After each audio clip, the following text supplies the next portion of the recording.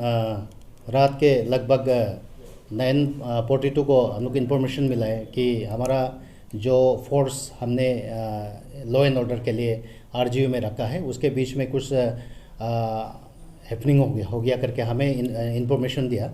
And accordingly हमने spot में गया, देखा कि हमारा उसमें एक अनफॉर्चुनेट इंसिडेंट हो गया। जो एक हेड कांस्टेबल जो वांगरू ताइदोंग करके है, उन्होंने हमारा एक कांस्टेबल उसका नाम है सिंगरी मामाई, दोनों चांगलांग के और दोनों सेकेंड आईआरबीएन के हैं। उनको 2 राउंड फायर कर दिया अपना सर्विस एके राइफल से। और हमारा जो प्रिलिमिनरी इंक्वायरी है तो उसमें हमने ये पाया है कि उसमें कोई झगड़ा उगड़ा आर्गूमेंट कुछ भी नहीं हुआ। एंड वो कैसे फायरिंग किया, अभी कैसे किया, वो इन्वेस्टिगेशन का पार्ट है। लेकिन फायरिंग होने की वजह से एक हमारा जो वैल्यूएबल लाइफ, जो हमारा जो कर्मचारी का, जो हमारा पुलिस पर्सनल का एक लाइफ गया है, हमें बहुत दुख है। हम एज ए हमारा जो पुलिस यूनिट का तरफ से, एक पैटर्निटी का तरफ से हम अपना कॉन्डोलेंस प्लेस करता है और हमारा उसका जो बीरेव फैमिली को हम कॉन्डोलेंस हमारा तरफ से एक्सटेंड करता है। उनको भगवान ताकत दे और जो ये को बियर करने के लिए, इस अनबियरेबल जो हमारा लॉस है, जो हमारा आपका परिवार का लॉस है, हमारा पुलिस पैटर्निटी का लॉस है, इसको बियर करने के लिए उसको हम मेरे तरफ से प्रे करता है कि भगवान को, और उसको मेरा तरफ से कॉन्डोलेंस देता है।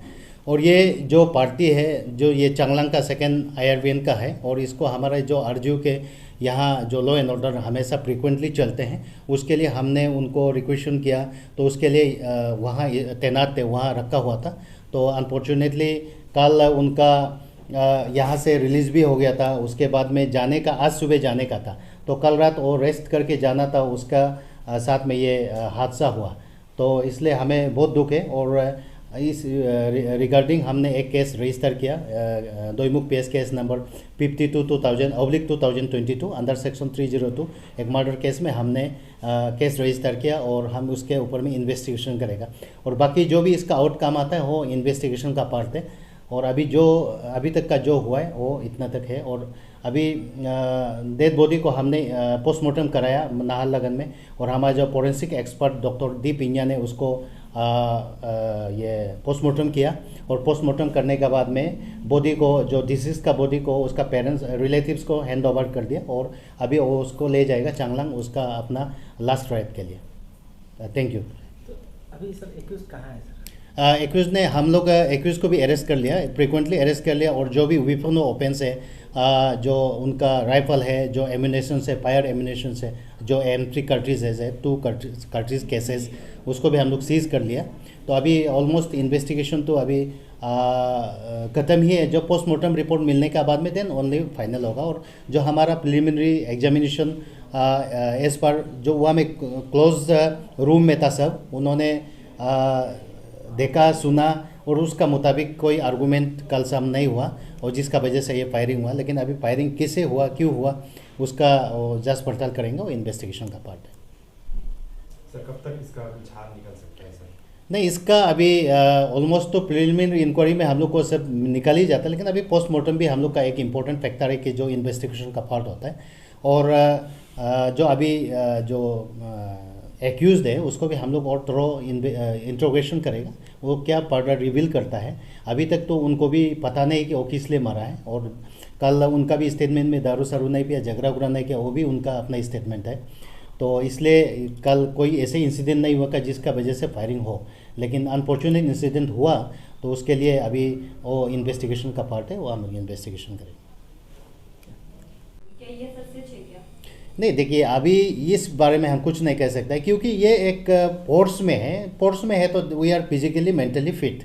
इट इज़ एज्यूम दैट कि we are fit, then only we are deployed in some our duty, है ना। अदरवाइज तो उसको अगर फिजिकली या मेंटली प्रॉब्लम है, उसको तो हम लोग ड्यूटी में लेके नहीं गए। जैसे कि उसको चांगलांग से हमारा यहाँ लेके आया ड्यूटी के लिए, तो फिजिकली फिट है, तो उसको दैट इज़ मेडिकल का पार्ट है। वो हम भी बोल नहीं सकता कि वो आफ्टर मेडिकल एग्जामिनेशन का बाद में होता है नहीं होता, वो मेडिकल का पार्ट है। सर जैसे कि आरजू में ये इंसिडेंट हुआ है, और आरजू में हॉस्टल भी काफ़ी है, वहाँ में स्टूडेंट भी रहते हैं, तो सिक्योरिटी फोर्सेस का बीच में ही ऐसा हुआ है, तो स्टूडेंट का सिक्योरिटी के लिए आप लोगों की तरफ से आगे किस तरह से आप लोग नहीं, देखिए इसमें स्टूडेंट का इसमें डायलूट मत कीजिए, क्योंकि ये एक कॉम्पैक्ट या एक क्लोज एरिया में है कि उसको वहाँ तैना मतलब रखा गया है, बैठने का सेटलमेंट के लिए दिया गया है।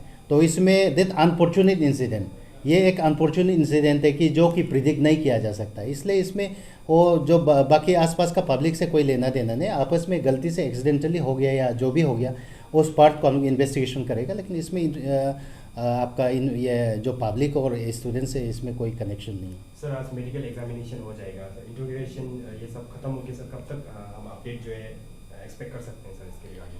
नहीं, इसका हमारा जो इन्वेस्टिगेशन तो ये लोग का हम इंट्रोगेशन करेगा, एग्जामिनेशन करेगा, देन आपका अपडेट तो जब तक पोस्टमार्टम रिपोर्ट हमको नहीं मिलता है then I can not finalize, because वो एक एक्सपर्ट ओपिनियन होता है जिससे हमको ये कंक्लूजन में आना पड़ता है कि ये डेथ जो है फायरिंग से हुआ है, अदरवाइज। हाँ, 21 को सर कब कोर्ट में ऐसे प्रोड्यूस करना? हम लोग अभी प्रोड्यूस करेगा, अभी मेडिकल भेजा है, क्योंकि वो फॉर्मेलिटीज़ होता है जो आपका DK बसु का डायरेक्टिव्स भी है कि उसको जब भी अरेस्ट करता है किसी को कस्टडी में लाता है तो हमारा काम रहता है कि उसको मेडिकल कराना होता है, तो मेडिकल के लिए हम भेजा है। मेडिकल के बाद में उसको हम कोर्ट प्रोड्यूस करेंगे, कोर्ट में अभी क्या उसको डिसीजन देता है तो उसके बाद में वो पार्ट ऑफ प्रोसेस जाएगा। Okay, thank you.